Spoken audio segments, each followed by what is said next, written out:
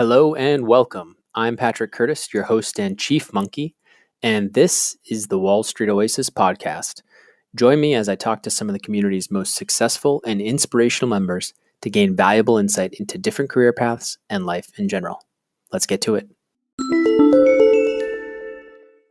In this episode, Paul Millard explains how he went from a non-target school to a research associate position at Mckinsey. Listen how he managed to break in even after getting officially rejected, and how he ended up at BCG after getting his MBA at MIT. Learn also how he has now left the formal strategy consulting positions behind and started a new life where work isn't the number one priority. Enjoy.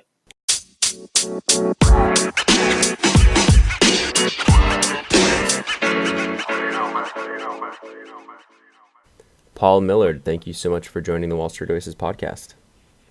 Thank you, Patrick. So it'd be great if you could give the listeners just a short summary of your background. Sure. So I think the interesting part of the story starts where I first log on to Wall Street Oasis. And this is the summer of my junior year of college, which was 2006. And I think perhaps a lot of people listening now don't really understand how long ago that was in terms of how little technology or information we had about kind of investment banks or consulting firms at the time. But I was basically grasping for straws, and Wall Street Oasis, I think it was still named that at the time, right? Might have been at 06, it might have been iBanking Oasis. Yeah. Way back in the day. I don't know. If it was 06. I don't know what it was, but yeah. I was very much at the oh my gosh, all these prestigious firms. I wanted to work for one of them. Mm-hmm. I think consulting was something that really intrigued me, and there were a couple forums on consulting. And I basically started compiling information from all the firms, all the banks, all the kind of interesting job opportunities. I wanted to work in something that was not just like big corporate. So that's kind of where my journey starts. Mm-hmm. And just trying to access any resources I could. I'll boil it down and you can dig in wherever you want. Sure. But essentially got rejected from every firm in the country, consulting firm and banking firm coming out of college. I was graduating from University of Connecticut, and they just didn't recruit at places. Mm-hmm. I found some alums to get some interviews, but ultimately ended up getting rejected from over 100 firms. Went to work for GE in the FMP program in finance, even though I had done industrial engineering in undergrad, but I did a little management. Mm-hmm. And then from there, about 6 months in, once I hit that calendar year and I was able to take it on the resume to say 2007, 2008, I started applying for jobs again, and was just finding pretty much whatever I could. Part of my goal was to escape the corporate world. I was working in Cincinnati at the time, and then Jacksonville, Florida. And I didn't really want to do a rotational program. So I was kind of searching online, and I found a McKinsey job for a research analyst doing manufacturing research, mm-hmm. basically lean manufacturing and supply chain stuff, on monster.com. And long story short, ended up applying and landing that job. And that really kind of changed the trajectory of the next 10 years of my life, which was pretty much centered around strategy consulting. Interesting. So you're basically coming from what people on WSO would call a non-target, but you're graduating in 07. I'm surprised. Were there cracks already kind of in the economy by the time you graduated? I assume maybe a little bit. I'm surprised you were having trouble getting a job in 07. It's pretty funny. I think there was a lag.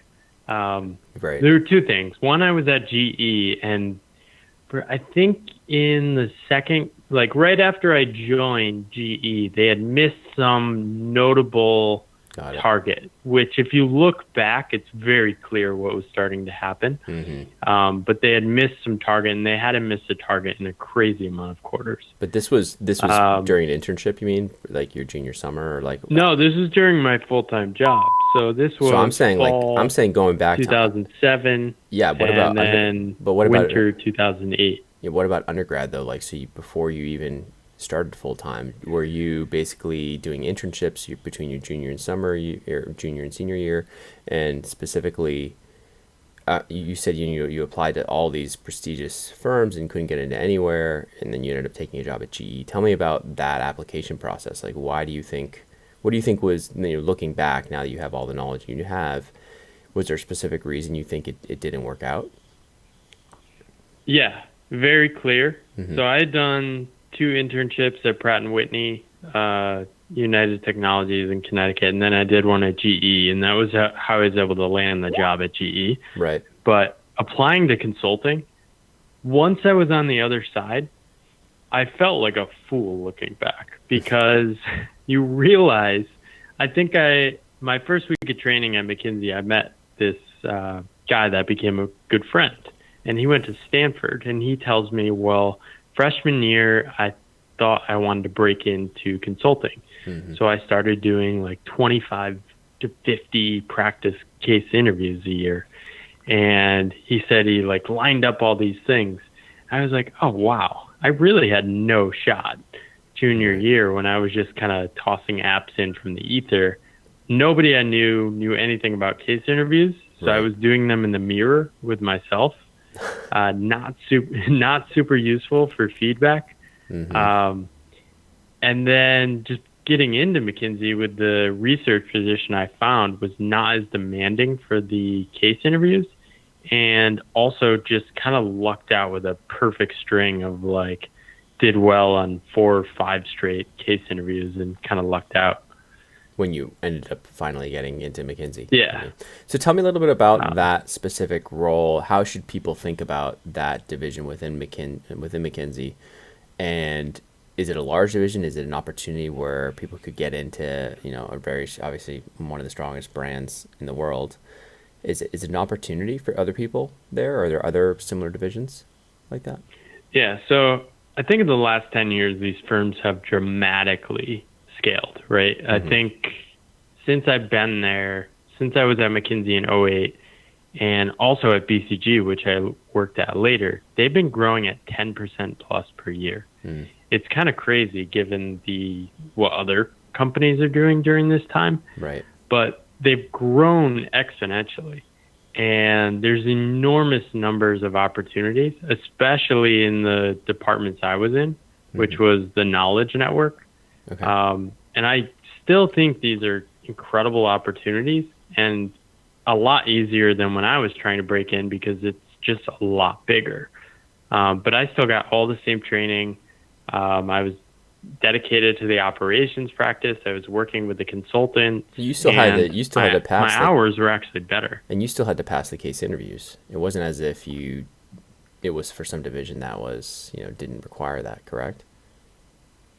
Right. So tell me about that. They were a little looser. They were a little focused, a little different at the time. But now I think the process is pretty similar to consultant recruiting. So tell me a little bit about how you prepped for that and why you think you did well. You said you had a kind of a string of luck in terms of how well you did. I don't really buy that, but tell me how you actually prepped for these. I know it sounds like you got the actual interview just through a resume drop. Is that correct? Like through one of these online portals, Monster or whatever? Correct? So at the time, the Knowledge Network recruiting was still locally done through the Waltham office at McKinsey. Okay. And they had a recruiter that flagged my profile because somebody was leaving the manufacturing research role. And this person was also screening resumes while doing research on GE Six Sigma program, which I was leading a project doing Six Sigma stuff while I was at GE. Oh, perfect. So I honestly think it's kind of like the stars aligned there. Mm-hmm. But I also had a very unique background, which put me in an interesting position to get that job because I had industrial engineering. There just weren't engineers applying for research positions at McKinsey.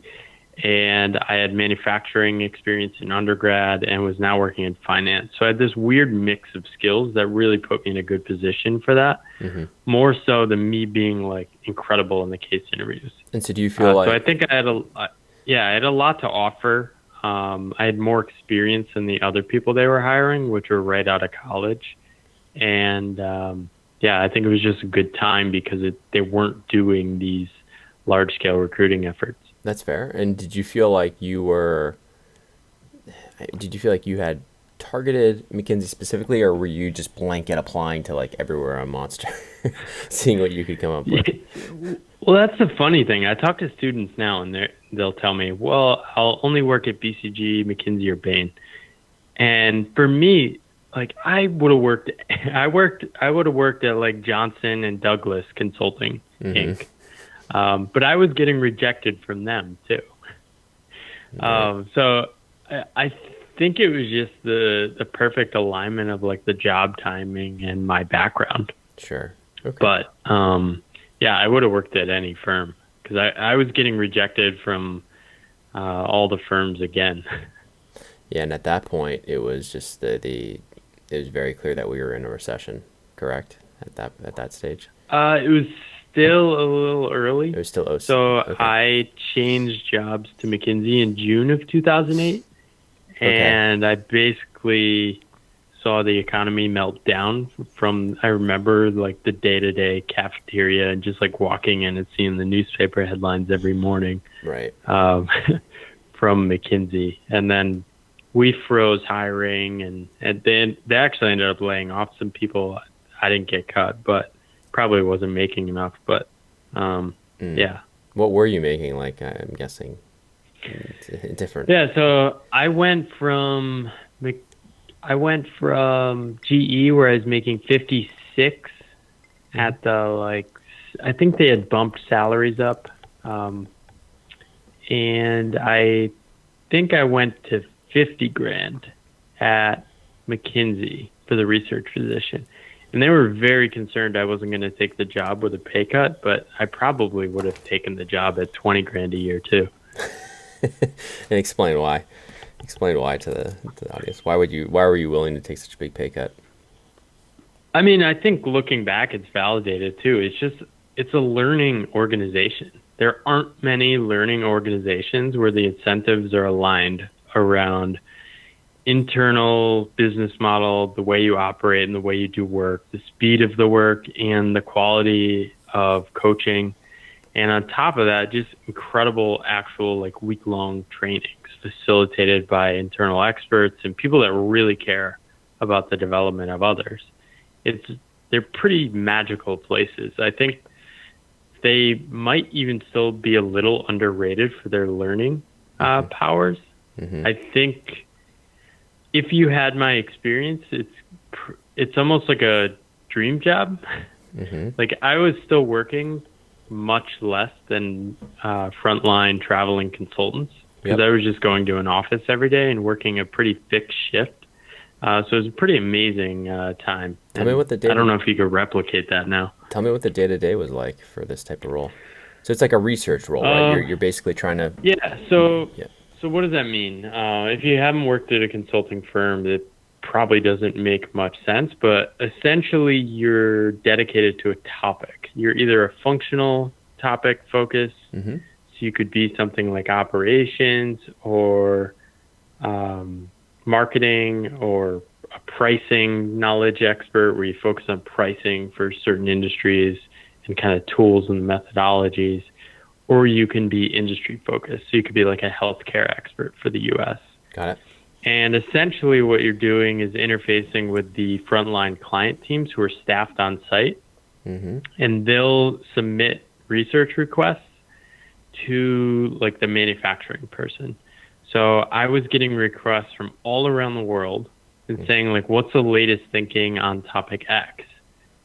Those are kind of the simplest ones. And then the most advanced ones are when you're on the phone with the team and after you've been there almost 6 months to a year, you've done 100 things in one area and suddenly you're working with the team on the ground, or not on the ground, but remotely, and kind of being like an ad hoc consultant who can like lead an analysis or help the team structure a framing of the problem or different things like that. And so is that as much as like you're actually going into like their trying to help them form their thesis, trying to help them form whatever industry analysis slides, whatever they're kind of attacking for a specific client. Is that correct? Right. So, yeah, it was an interesting role to be doing that so early in my career because I probably talked with several hundred teams doing like lean manufacturing work around the globe, which means after 25 to 30 of these conversations or mini engagements with teams, I was suddenly having conversations with EMs and junior partners and even partners, kind of talking through, like, here's how this team over here is approaching it. Have you thought about this? And I developed this skill earlier than you would if you were just a consultant, of learning how to thought partner, structure, and kind of hypothesize and approach a consulting engagement, which was pretty cool. Do you think that, so, is this type of role something you could stay in for a while and build a career out of? Is it something where was there somebody like your boss or someone that you saw yourself being able to emulate, or was it something where, hey, I'm going to be here for 2 to 5 years and go to business school or kind of take a different pivot? What's the what everyone on WSO calls it, exit ops? What are the exit ops of this specific role? Yeah, so I think it's changed a bit now. I think these roles are probably more of a hybrid between research and consulting. So you could really do whatever you wanted. Like, you would get hit up by recruiters from all sorts of companies that recruit consultants. You probably have to be a little craftier because they kind of don't target directly the research associates as much as they do the BAs for associates. But having worked at a firm like that, you still have a lot of options. A lot of people want to hire somebody that worked at McKinsey, no matter what you did inside the firm. Right. So yeah, a lot of people would go back to business school or grad school after 2 to 5 years. Some people switched to the consulting track. Some people became like team leaders, where they do a lot of like scoping and leading practice initiatives with practice leaders from the consulting side. Okay. Yeah, it could really range a lot, but. So did you see yourself, at what point did you kind of look up and say, hey, I should start applying somewhere else? Or what was the thought process behind that? So I really liked what I was doing there. I ended up getting a manager who did this grad program at MIT, which I had also been curious about. It was a combined systems engineering and MBA program. So we decided in my second year that I would apply to that. And then if I didn't get in there, I would basically just stay at McKinsey. Okay. If I didn't get in, they wanted me to switch to the consulting track. So I don't know what would have happened if that had happened, but I ended up getting in and going to business school after 2 years. Okay. And so what was the thought process when you were talking about that with your, I guess, kind of your internal mentor? Was it, hey, this is a really interesting degree? Why? It sounded like you had a good thing going. You were doing interesting work. You were getting a lot of exposure to senior management, or, to partners and junior partners, and the work was interesting. Why change? Yeah, I think a few things looking back. I think one, I was still a bit young, and I was getting a little frustrated. I think I didn't really know how to take ownership and lead initiatives and kind of carve my own path as much as I could much more easily do now or later in my career. Yep. So I think there was a little impatience and kind of looking for that next step and not really knowing what to do except kind of keep doing what I was doing, just slightly better.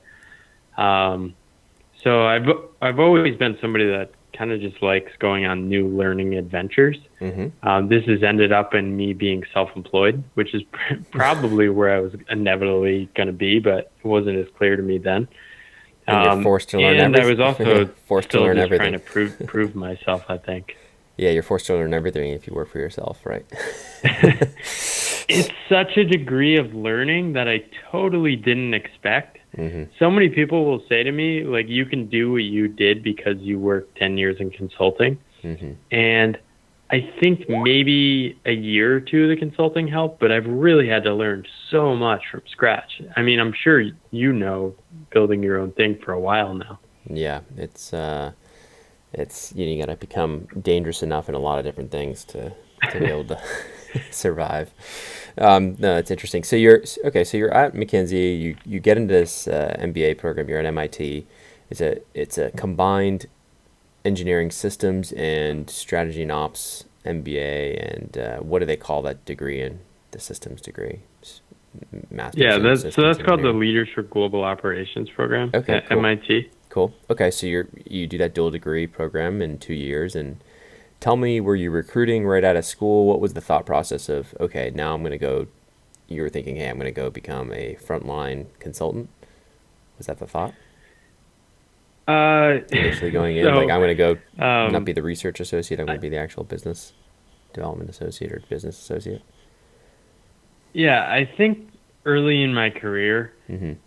looking back, I don't think I really knew what I was doing other than kind of chasing prestige or the next shiny object. Mm-hmm. I think Paul Graham has a great essay about, um, he calls prestige a powerful magnet that warps even your beliefs about what you enjoy. And I think if I'm being truly honest, that really is something that was probably overpowering me the first 5 to 7 years of my career. Mm-hmm. I think I got lucky getting into McKinsey and then MIT and never really paused to kind of reflect with like, what the heck am I actually doing with my career? What's the goal here? Mm-hmm. I think a downside to an MBA sometimes is that it almost muddies the water. You go from thinking you know what you're going to do to suddenly being exposed to 50 more cool ideas of jobs and in professions and industries. Mm-hmm. So I kind of went in thinking maybe I'd go into healthcare and do ops and lean manufacturing there. Mm-hmm. But I think after an intern or a small project I did, I realized that if I worked in healthcare, I would be personally filled with anxiety and stress all the time because Why? change is so hard in that industry. Oh, yeah, it's just hard to actually push anything through. Yeah, Yeah. at least working in like a hospital, is what I was looking at. Okay. So I basically decided to go back into consulting, but Mm-hmm. I decided this about a month or two before I started recruiting again my second year. Okay. So did you had taken an internship over that first summer during your MBA, and then basically that your second year, you're still thinking to yourself, oh man, okay, forget the healthcare thing, and all your other classmates basically have already a full-time offer lined up. How do you end up actually getting into BCG? Yeah, so That this seems is where it the seems like a story tough this task. is where the story remains entertaining. Okay. But I I did a 6-month internship. We do these fellowships and theses with partner companies as part of the degree program I did at MIT. So That's great. I was working at Raytheon and I worked in a frontline manufacturing role. Mm-hmm. I also realized I didn't want to go back into manufacturing either, Okay. because that was also very personally stressful.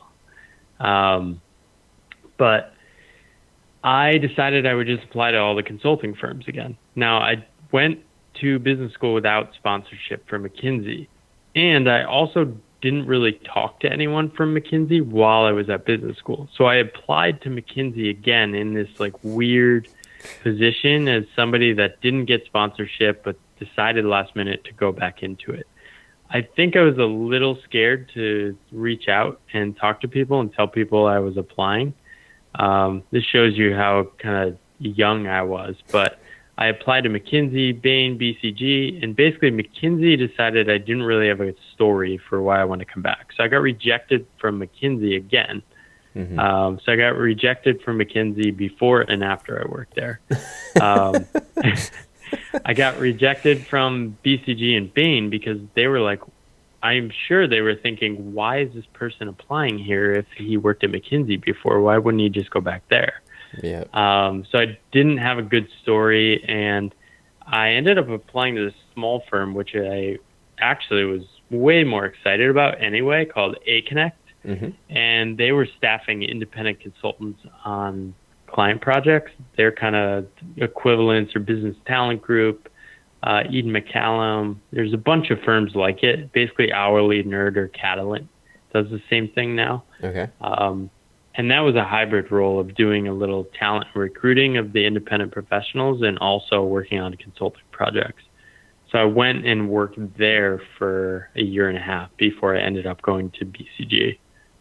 So tell me exactly like why that firm? What interested you about that? So you said, you were basically in your second year. You didn't have a full-time offer, or you had a full-time offer, but it was in healthcare or whatever. That internship didn't work out. All your classmates are kind of headed towards, the McKinsey, the BCGs, the Bains, the investment banks, and you're going to this company, which I haven't heard of, A-Connect. Is this a well-known company? What was the thought process of just, hey, I'm gonna try this out? Did it seem more entrepreneurial?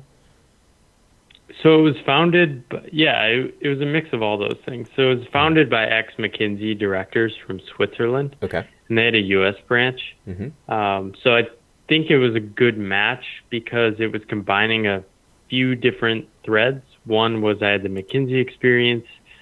Two was it was engaged in what hadn't been called the future of work yet, but some people were talking about freelancing and kind of self-employment. Mm-hmm. That was exciting to me. Mm-hmm. And it was also just an opportunity to work at a small firm. So the U.S. team had 10 people. And I went to the information session. They came to MIT, and I think one of two people, and I was the only person that came that was prepared. Mm-hmm. So the head of the U.S. office was there and 3 other people. So I basically just talked to them about talent and the future of work for an hour, which became a lot of what I was really interested and excited about over the next few years. Mm-hmm. And that led to a job offer, which was pretty cool. All right, awesome. So you're saying people just weren't interested, and so you kind of just... you basically just had the job. I had also struck out of all the other consulting firms at this point. That's fair. I was kind of feeling a bit embarrassed. Mm-hmm. But I think if I'd gotten an offer of like McKinsey, Bain, BCG, all these other firms or corporate strategy positions and A-Connect, I think I still would have taken A-Connect. Okay. So you go there and you're there for a couple of years. So tell me what was that like? And then specifically what kind of opened up the door back to BCG? Sure. So that was a cool experience. A few takeaways. Where were you, by the way? One, were you still in Boston? I was in Boston. Yep. Okay. I worked on a couple client projects, but also was focused a lot on the talent side. So building out the pool of independent consultants. Mm-hmm. And I got to meet a ton of like ex-strategy consultants who were working in a self-employed manner. And this really piqued my curiosity for why I eventually became self-employed. But these people worked on their own schedule, had more flexibility, and were generally very engaged and alive in life, mm-hmm. which was something I was not seeing in senior people in consulting firms. Mm-hmm. So that really excited me. Mm-hmm. It's like our mentor program. So I worked there. What's that? It's like our mentor program. We have a lot of people kind of either in between going to business school, or they've done the consulting route already and they're kind of on their own thing, doing their own thing, and kind of using the mentor program as like a side supplement income, which is interesting. But yeah, go ahead. I got to look up this A-Connect firm. I'm curious now. It sounds like almost a little bit like Graphite as well. Have you heard of Graphite, or what used to be Spare Hire? Have you heard of it? Yeah. So I've also written pretty extensively about these things. If you search consulting talent platforms, mm-hmm. I think I have the number 1 and 2 Google search results. Oh, wow. So if anyone's super curious about that, you can just read through one of those articles. But yeah, I'm happy to share more with you later. Yeah, no, for sure. So, sorry, go ahead. So you were there for a couple of years, and then basically tell me how that was going. Yeah, so the head of the U.S. left to start a competitor right before I joined. And then 2012 2012, when I graduated, there was like a downturn in the economy, and the guy that they replaced him, they ended up firing him because the returns weren't as good as they expected. And then there's a third guy who's not my favorite human on earth. So essentially was just kind of flailing around, but doing some pretty cool stuff. And then got recruited by a recruiter at BCG that was looking for somebody that had worked at Mckinsey in the knowledge network to help them with this organizational transformation practice they were starting to build. Interesting. And so tell me about that practice specifically. And then it seems like after a year at BCG, that's when kind of things started kind of being a little bit more entrepreneurial for you. So I'd love to hear a little bit more about that as well. Yeah, definitely. So in my time at A-Connect too, there's a big life shift that happened for me. I went through a pretty brutal health crisis. Okay. Dealing with Lyme disease and some other just health ailments that was undiagnosed for a while, and then just pretty brutal treatment and recovery. Put me out for basically a year and a half. I was working remotely, flexibly. Like, my employer was fantastic at the time. But I think coming back from that, I was really filled with much more kind of focus around like, what the heck am I doing with my job? Why am I just going after all these brands? What really matters? What do I want to share with the world? So when I was joining BCG, a lot of these things were starting to kind of unlock for me. It's getting a lot more confidence about what I was energized by. I was stepping up more to get involved more at BCG and the things I was excited by. I was connecting with people outside of work, basically around future of work stuff, organizational change, more talent stuff. So that was a pretty exciting time for me. And then BCG, also being there, having worked at a place like McKinsey, and then also having more work experience and age, I was able to really step up and work closely with a few partners, join their faculty to lead trainings and workshops, and get involved in a lot of cool projects while I was there. Sounds awesome. So why would you leave a great platform like that? Tell me what was kind of going through your head while you were there. I don't know. I think so I have my own podcast called Reimagine Work, and I interview a lot of entrepreneurs, freelancers, self-employed people. And a comforting thing I've found perhaps is that a lot of people who are self-employed always will leave jobs after like a year and a half or 2 years. And I think one thing I know now is that I love learning, and I love the challenge, and I also just love creating my own things. And I think for better or for worse, no matter the job, you spend 6 to 9 months in many full-time jobs learning at a breakneck pace. And then the learning remains, but it morphs into a different kind of learning. It is kind of learning how to be a good citizen of a firm, learning the political ropes, learning like, here's how somebody here succeeds, that kind of stuff that just totally drains me. And I basically wanted to push myself even further on the consulting side. So this was still a knowledge and research role. And I wanted to get like a little more consulting chops, because at this time I was kind of thinking I would tend toward a self-employment path at some point. I was thinking probably much further down the road, but it ended up being after the next job I did, which is where I did learn a ton of frontline consulting. And so tell me about that. So I was recruited again. This was for a CEO and board advisory group at Russell Reynolds. And they're an executive search firm, and they basically have these relationships with boards and CEOs, and we're trying to figure out what are the products or services we can develop for this space. So I came and was able to bring a lot of like process discipline around how do you create deliverables, research, run a consulting process. Because executive search firms are very transactional. It's get a job spec, find candidates, and then deliver the candidate. They're not used to this like bottoms up, top down structuring and research process. Right. So I was able to really step up and lead that, and do it with clients that are pretty incredible. So I was working with boards, Fortune 500 companies, global companies, CEOs. I was doing CEO succession projects, CEO transition projects, and was able to interact very closely with some pretty senior people in a way that gave me a ton of confidence. I was able also training and teaching other people inside the firm, like how to do consulting problem solving, and helping build the team as well.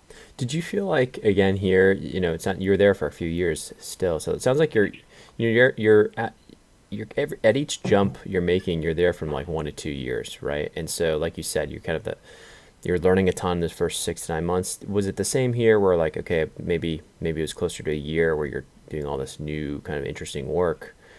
Did you feel like it was flattening out again for you by the end, or do you feel like it was just something else was pulling at you? Yeah, so this is probably the most challenging role I had, but after a year and a half, I think I was starting to reach a inflection point in my life and career. Essentially, it's keep doing what I'm doing. Right. And I was really good at it by then. I was a really good consultant. I could teach others. I could execute on projects, and do it pretty well. And like in a firm like that, I wasn't working crazy hours, so it was pretty good life. Were you making decent money by that point? Where had the pay gone up since you were post MBA? Yeah, so the pay was like very post MBA. I wasn't making crazy money, but probably like what a first or second year associate is making now at a firm like McKinsey or BCG. Like a 150-ish or so, or 120. Yeah, exactly. Okay. So you're there, you're still kind of, I'll let you tell it. Go ahead. Yeah, so essentially the choices are to get promoted. Yep. And that essentially means you have less control over your life, because if there's a client meeting that you need to go to in person, like that is out of your control, because you're in a position to try and move up in the firm and you have to go see the clients. That's kind of that everyone reaches that point at some time in a consulting firm where your schedule no longer becomes your schedule, and you have to enter this like 3 to 5 year grind of pretty much serving anyone that wants you to serve them anywhere you have to fly in the world. And I don't think that was for me. There was some other stuff going on at the firm I was a little frustrated at. It was hard being at a executive search firm that operates at a much slower speed than a consulting firm does. Fair.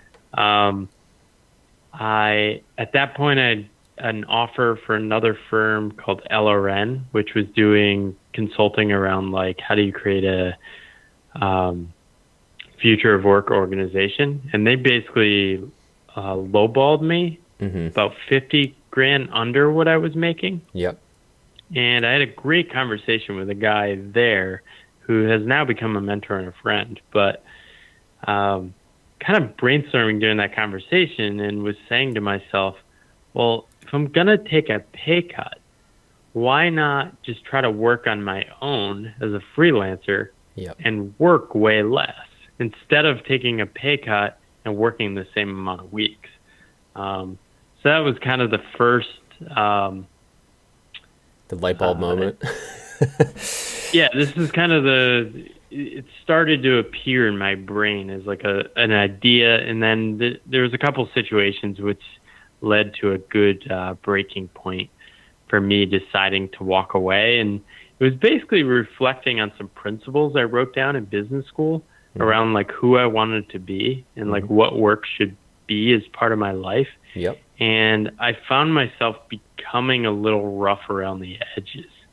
And due to a few different situations at work, and I think a lot of it was my fault, and just I wasn't aligned for the next steps in a big firm like that. It sounds like there was some conflict. It sounds like there was some conflict either with bosses or whatnot, where you didn't really kind of know the next step, or they didn't know how to guide you or whatnot. And I got fired 6 months into my first private equity gig, so I don't know if you got fired, but like my point is, sometimes they're just not the right fit, or sometimes you kind of run the natural course. Things run it's their natural course within an organization, and you're just not sure what to do next, or you have to figure out what's next. So it sounds like you had some interesting discussions here with this eventual mentor. Tell me what that led to. Tell me what was next for you.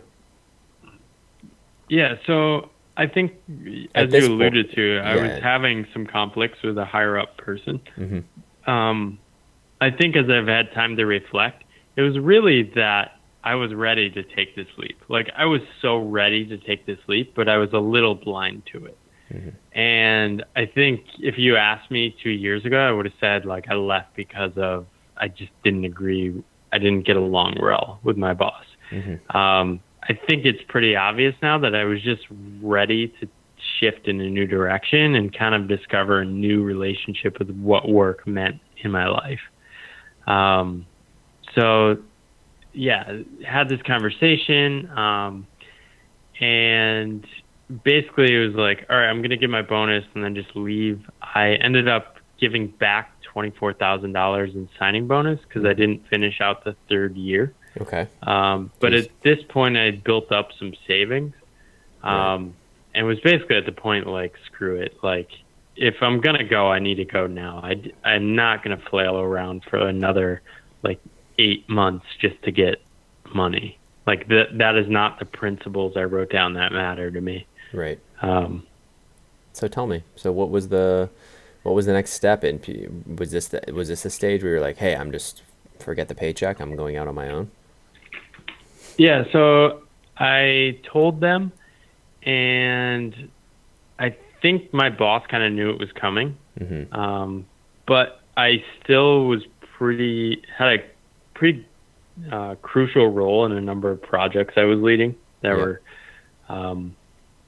pretty high visibility, and we agreed on a 3-month transition, I think. Yep. And this was basically to, like, help recruit replacement, help, like, build some of the infrastructure, and just have a smooth transition. Mm-hmm. And during that time, I started my LLC. I started coming up with a name and conception of what my freelance practice might look like. And I also just booked a trip to Europe because I knew after this job, like, I needed like 4 or 5 weeks just to wander. So tell me where you wandered, and tell me how that was. What's that? Tell me where you wandered and tell me how that was. So you find, I assume you got that all set up. You found, helped get the process set up. And then what was that last kind of, not that last day, but that first day not working? What was that like? I think I was carrying a lot of stress and anxiety from the job still. Mm-hmm. I had let a lot of frustrations get to me. Mm-hmm. And I don't think I had a lot of clear awareness on where a lot of my discontent and disconnection and frustration was coming from. I think I have a clear view now. But I think it was also working in New York, where people just take work a lot more seriously compared to Boston, where I had worked 7 years prior to that. Mm-hmm.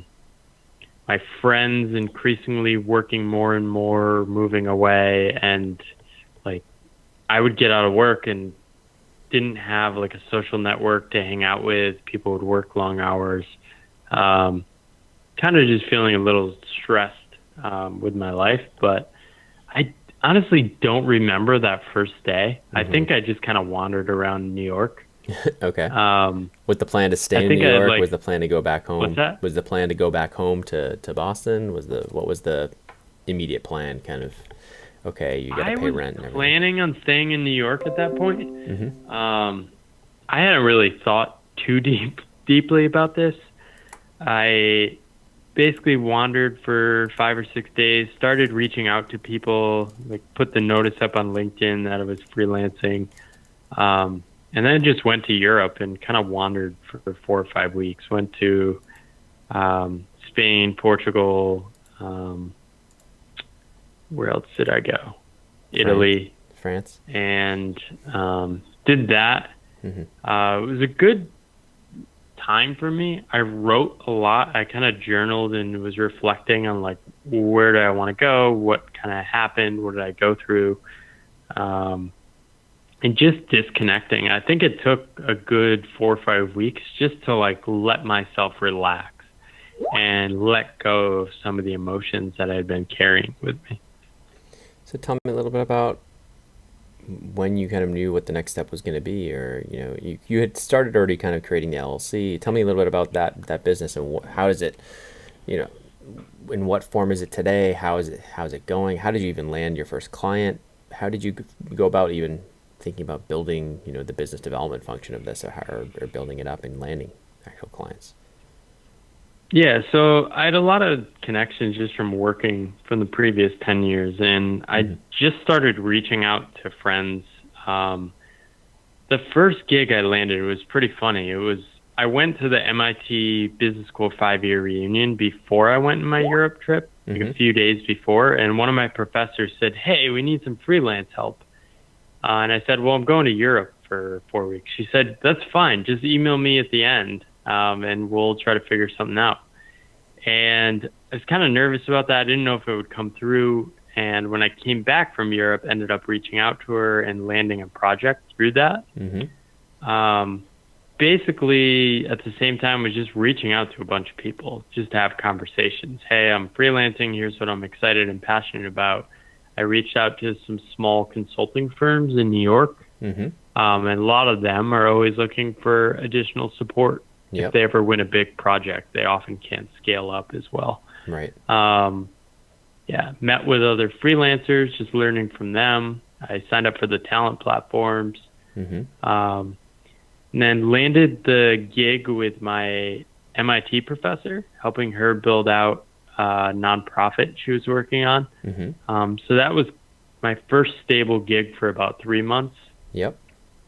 And while I was doing that, I ended up landing a couple other gigs on the side. And in that first 6 months, basically realized that I could make this work.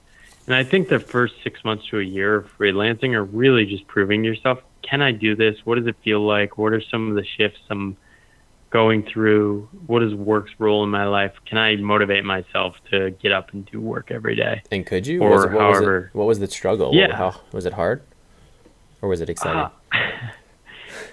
I've pretty much found in the last 2.5 years that I should have left for self-employment, like right after McKinsey, I think.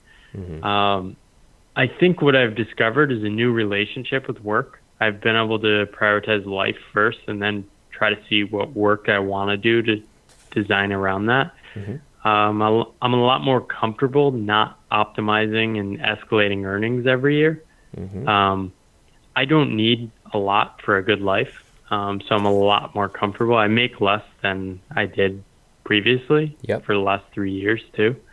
So that's been nice. I've also just... Do you mind me asking around what you're bringing in on average the last few years doing this kind of on your own? Obviously you just started it, but as a freelancer, is it like a huge 50% pay cut? And how are you keeping your expenses kind of under control? Yeah, well, short answer now is I live in Taiwan, and it's pretty cheap to live here. Okay, fair.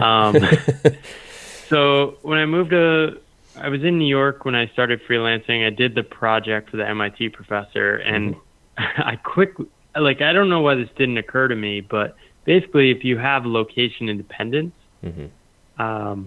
you quickly realize that every day you spend in New York, you're basically lighting money on fire, both taxes and just like day to day. Like lunch is like 40% more. So I decided I would sublet the remaining lease in New York and basically evacuate New York City, move to Boston, get a sublet there. And just by physically being up there, I was saving money because I was spending dramatically less. So I basically cut my cost of living dramatically, and I realized from what, like $3,000 a month, $4,000 a month to 2,000, 3,000 a month, something like that. So I've written about this. I think it was Yeah. like 5,500 a month to 3,200 a It's a month. big difference. It's a huge difference. Yeah. Yeah. Yeah. Okay. So the less you spend, the less you have to work too, Yeah. which is this magic formula of self-employment Right. that doesn't occur to you as a full-time employee. Right. You get addicted to that So paycheck, right? Yeah, in the first 6 months of freelancing, I think I made like 55,000. And I kind of proved to myself I could make a lot of money if I needed to, Right. or if I wanted to. And then after that, I dedicated a lot more time just to creative projects, and kind of saying no to consulting projects, unless it was something that was really kind of igniting my energy. Tell me a little bit more tell me more about your creative projects. And then, and then, well, I was going to give you the money figures first. You want those first? Sure. Sorry. Yes. Go ahead. And then year 2, so I look at the first 6 months separate, because then I kind of shifted away from just going all out in consulting. Second year, I think I ended up making like 45 to 50. And then this year, it's probably going to be like 45. But the whole nature of how I make money has shifted in the last 2 years too. Tell me about and that. this all started about 2 years ago. Yep. I basically decided after, I think one of the months I ended up making like 20 grand in 1 month. And I said after that, all right, I'm going to take a couple months off and just create all these ideas floating around in my head. That's when I launched my blog, Boundless, my podcast, which is now called Reimagine Work. I started writing a little more seriously, and basically was saying no to projects. And there was this kind of creative energy that was ignited in me that I haven't been able to calm down since. And that's led to a lot of different things. So that's led to me creating this strategy consulting course, which I'm now running. I've experimented with working in different ways. Like I do presentation coaching with executives now. That's a new kind of freelancing I'm doing in the last 6 months. I've done coaching around people and their relationship with work, and I've created a whole course around that as well. And where can people find these courses? Where can people find all these? So you can find pretty much everything I'm working on think-boundless.com, or my strategy consulting has emerged into its own thing around strategyu.co. Great. Okay. Sorry, go ahead. I interrupted you. Yeah, and basically the theme is I just keep experimenting and trying new ways of working and challenging myself and just trying to imagine what could life be if work is not at the center of your life. So during that time of creating the podcast, I landed a gig after that break of building a consulting skills training program. And I landed this about a week before I was supposed to go to Asia for a month. And I told them I'll do the work 25% of the time from Asia for this hourly rate, which was like a really good hourly rate. Yep. And they were like, fine, yeah, you're perfect for this. So I was doing one of the projects from Bali at a surf shack with my buddy, paying $20 a night for lodging, overlooking the water, working from a cafe. And that's when I decided, all right, I'm going to try and move to Asia now and work and try to design all of my work to be remotely. So I kind of signed up for this adventure. Along the way, I ended up meeting someone. We are now married. We live together in Taiwan, and probably going to go on a further adventure in the next couple of years of permanently kind of being nomadic and trying to figure this all out, living abroad and working remotely and inventing new kinds of work. So it's a fun journey. It's exciting, man. It sounds really cool. So you've been in Taiwan for then a year or so now, married? Yeah, about a year and a half. Year and a half. Okay, great. And so tell me about that a little bit. Is it something where you feel like, so you said you're going to go on another adventures. I assume that's with your wife to different, more traveling and working. So I think, I mean, she's originally from Taiwan. I'm from the U.S. Mm-hmm. And we both have this mindset of how do we design work around life. Mm-hmm. I think one of the goals for us is to be able to live flexibly. Yep. When you have families from two different cultures with 12 hours apart, time zone, if you're working in a full-time job, we're going to be able to visit them maybe 2 weeks a year, right? Yep. So we really want to take the next couple of years to travel, Mm-hmm. and during that time kind of meet other entrepreneurs, try to start different businesses, and try to make it work so we could live longer term, maybe like 3 months with our parents in different locations, which would be pretty cool. So that's kind of the vision. For sure. That's awesome, man. That's exciting. It's you definitely hear about this lifestyle design ever since, Tim Ferriss came out with his book, The 4 Hour Work Week, way back in the day. And it sounds like you're kind of following right in his footsteps in that path. You've kind of been able to extract yourself from the 9 to 5 in the office life successfully, and you're really living that, which is it's super exciting. And You go ahead. don't see a ton of people do it at the stage I did in my career. Mm-hmm. I think part of this is because it's almost too easy to make a ton of money. Yeah. It kind of disturbs my parents, I think, because they're just like, how could you walk away from so much money? Right. And for me, it's simple because it all comes down to living a meaningful life and spending time in a way where I can be in a good mind space to really help people and do it in a positive way. Right. But you don't see a lot of people like my business school peers stepping away. There are some of us, and we all kind of talk to each other. Yeah. And you see some consultants go freelance, but they really figure out quickly, I can even make even more money than when I was working at a consulting firm. And but they just grind even harder. I haven't found a ton of people doing it exactly the way I'm doing now, which has been pretty interesting. It's really interesting. Listen, anything you'd give yourself, any sort of kind of advice you'd give your younger self? It sounds like you would have told yourself to do it earlier. I don't know. I think I would have tried to give myself some advice to inch towards maybe something like mindfulness, or just getting perspectives from outside the bubbles I was in, which is very corporate success, prestige. I don't think I had a lot of perspectives at that age, but the world has changed so much. I don't think today's college students realize how lucky they are. So many resources on LinkedIn or YouTube, mm-hmm. and LinkedIn too. When I was graduating, we didn't have LinkedIn to reach out to people. Yeah. You can find out about so many more careers. You can travel so much easier. You can start a company so much easier. Mm-hmm. And it almost worries me sometimes, people just going head first into these same paths I was doing 12 years ago. Right.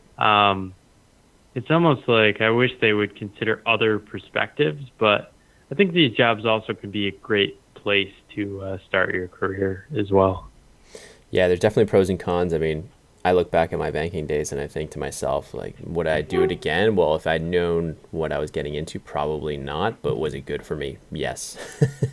So it's was that training, was that, those sleepless nights and the sleep deprivation good? Probably not good for my health, but good for my career and good for my just overall perspective. I'd say yes. It also makes you appreciate that time. It makes you appreciate probably the life you have now, when you had the struggles with your previous firms and stuff like that. So I think you shouldn't underestimate that either, having gone through that long path. Yeah, this is the thing to figure out too when you're working in these firms, is figure out what actually brings you alive. Mm-hmm. I was pretty lucky actually, because I really liked consulting, the problem solving process, the iteration. I loved making PowerPoint slides. I loved teaching and coaching other people. And I was able to do a lot of that within these firms. Right. And I think a lot of people are at these firms because they're trying to be successful. I was able to stay in the firms for 9 years because I loved the underlying work. I think I would have liked it less so if I was working 80 hours a week. So I was always lucky to be in these roles where I didn't work crazy hours. So it would just be to like focus on what do you actually like about these things and how could that factor into a sustainable life or work for the future. That's great. Well, I think we'll end it on that. I think it's great advice. Thank you so much, Paul, for joining the podcast. Thank you, Patrick. And thanks to you, my listeners at Wall Street Oasis. If you have any suggestions whatsoever, please don't hesitate to send them my way, patrick@wallstreetoasis.com. Until next time.